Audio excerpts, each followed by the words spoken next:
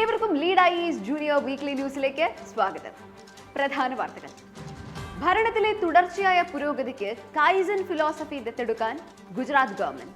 മ്യാൻമറിന് കരുത്തായി ഇന്ത്യയുടെ ഓപ്പറേഷൻ ബ്രഹ്മ. കണക്കിലെ നൊബേൽ പ്രൈസ് എന്നറിയപ്പെടുന്ന ഏബൽ പ്രൈസ് ഇത്തവണ മസാക്കി കശുവാരയ്ക്ക്. തരംഗമായി Ghibli art. Reserve bank of ഇന്ത്യക്ക് 90 വയസ്സ്.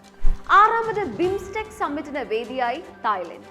ആഗോളതലത്തിൽ ആദ്യമായി മുരിങ്ങ കയറ്റുമതിക്ക് ഒരുങ്ങി ഒഡീഷ. വാർത്തകൾ വിശദമായി. ഭരണത്തിലെ തുടർച്ചയായ പുരോഗതിക്ക് കൈസൻ ഫിലോസഫി ദത്തെടുക്കാൻ ഗുജറാത്ത് ഗവൺമെന്റ്. ജാപ്പനീസ് ഒറിജിനുള്ള ഈ ഫിലോസഫി ഏതൊരു മേഖലയുടെയും തുടർച്ചയായ പുരോഗതിയാണ് ലക്ഷ്യമിടുന്നത്. ചേഞ്ച് ഫോർ ബെറ്റർ അല്ലെങ്കിൽ കണ്ടിന്യൂസ് ഇംപ്രൂവ്മെന്റ് എന്നതാണ് കൈസൺ എന്ന ജപ്പാനീസ് വാക്കിനർത്ഥം. സെക്കൻഡ് വേൾഡ് വാറോടെ തകർന്ന ജപ്പാനീസ് ഇക്കണോമിയെ അമേരിക്കയുടെ സഹായത്തോടെയാണ് റീബിൽഡ് ചെയ്തത്.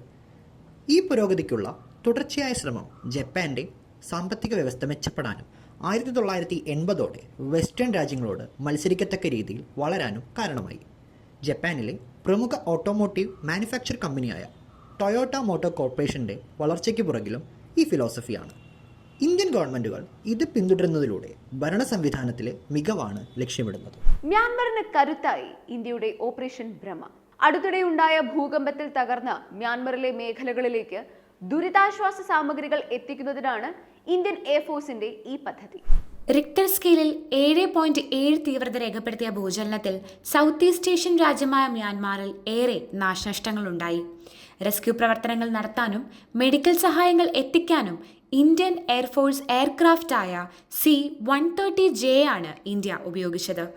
ഈ മേഖല സ്ഥിതി ചെയ്യുന്ന ഇന്ത്യൻ ടെക്ടോണിക് പ്ലേറ്റിന്റെയും യുറേഷ്യൻ ടെക്ടോണിക് പ്ലേറ്റിന്റെയും കൂട്ടിയിടിയാണ് ഈ ഭൂചലനത്തിന് കാരണമായത്. കണക്കിലെ നൊബേൽ പ്രൈസ് എന്നറിയപ്പെടുന്ന ഏബൽ പ്രൈസ് ഇത്തവണ മസാക്കി കശുവാരയ്ക്ക്. ജാപ്പനീസ് മാത്തമാറ്റീഷ്യനാണ് ഇദ്ദേഹം. ലോക പ്രശസ്ത നോർവീജിയൻ ശാസ്ത്രജ്ഞനായ നീൽസ് ഹെൻറിക് ഏബലിന്റെ ഓർമ്മയ്ക്ക് 2001 മുതൽ എല്ലാ വർഷവും ഏബൽ പ്രൈസ് നൽകി വരുന്നു.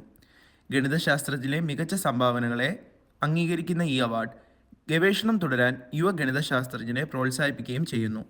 നോർവീജിയൻ ഗവൺമെന്റ് സംഘടിപ്പിക്കുന്ന ചടങ്ങിൽ നോർവേ രാജാവാണ് ഈ അവാർഡ് നൽകുന്നത്.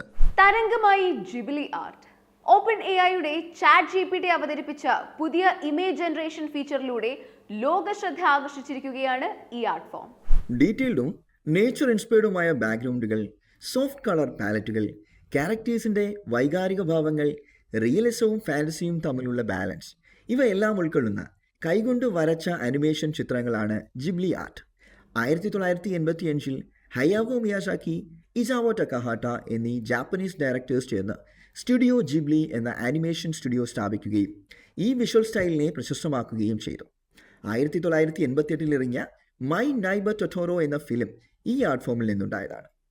ലോക ശ്രദ്ധ ആകർഷിച്ചെങ്കിലും എഐയുടെ വരവോടെ ഈ കലയ്ക്ക് പുറകിലെ പാരിസ്ഥിതിക ആശയങ്ങൾ നഷ്ടമാകുമോ എന്ന പേടി കൂടിയുണ്ട് ഇതിന്റെ നിർമ്മാതാക്കൾക്ക്. റിസർവ് ബാങ്ക് ഓഫ് ഇന്ത്യക്ക് 90 വയസ്സ്. ആഘോഷങ്ങളുടെ ഭാഗമായി 90 രൂപയുടെ വെള്ളി നാണയം പുറത്തിറക്കി. ഹിൽട്ടൺ ആൻഡ് കമ്മീഷന്റെ ശുപാർശ പ്രകാരം 1934 reserve bank of India act പ്രകാരമാണ് RBI നിലവിൽ വന്നത്. 1935 ഏപ്രിൽ 1 മുതലാണ് RBI ഔദ്യോഗികമായി പ്രവർത്തനം ആരംഭിച്ചത്. നോട്ടുകളുടെ അച്ചടിയും വിതരണവും സാമ്പത്തിക സ്ഥിരത ഉറപ്പുവരുത്തലും രാജ്യപുരോഗതിക്കായി ക്രെഡിറ്റ് കറൻസി സംവിധാനങ്ങൾ ഉപയോഗപ്പെടുത്തലുമാണ് റിസർവ് ബാങ്കിന്റെ പ്രധാന ചുമതലകൾ. സർ ഓസ്ബോൺ സ്മിത്താണ് RBIയുടെ ആദ്യ ഗവർണർ. ആറാമത് ബിംസ്റ്റെക് സമ്മിറ്റിന് വേദിയായി Thailand. Prosperous, resilient and open BIMSTEC എന്നതാണ് ഈ വർഷത്തെ തീം. ബിംസ്റ്റെക് അഥവാ bay of Bengal initiative for multi sectoral technical and economic cooperation സ്ഥാപിതമാകുന്നത് 1997 ധാക്ക കേന്ദ്രമായാണ്. Bangladesh, Bhutan, India, Myanmar, Nepal, Sri Lanka, Thailand തുടങ്ങി 7 രാജ്യങ്ങളാണ് ഈ ഗ്രൂപ്പിലെ അംഗങ്ങൾ. അംഗരാജ്യങ്ങൾക്കിടയിൽ വ്യാപാര സൗകര്യങ്ങൾ മെച്ചപ്പെടുത്തുക, regional security, space corporation, energy, connectivity, sports diplomacy എന്നിവയിൽ ശ്രദ്ധ കേന്ദ്രീകരിക്കുക തുടങ്ങിയവയാണ് ബിംസ്റ്റെക്കിൻ്റെ ലക്ഷ്യം. 2022 നടന്ന വിർച്വൽ സമ്മിറ്റിന് ശേഷം 3 വർഷങ്ങൾക്കിപ്പുറമാണ് ഈ 6th സമ്മിറ്റ് നടക്കുന്നത്. ആഗോളതലത്തിൽ ആദ്യമായി മുരിങ്ങ കയറ്റുമതിക്ക് ഒരുങ്ങി ഒഡീഷ. ദുബായിലേക്കാണ് ആദ്യ കയറ്റുമതി.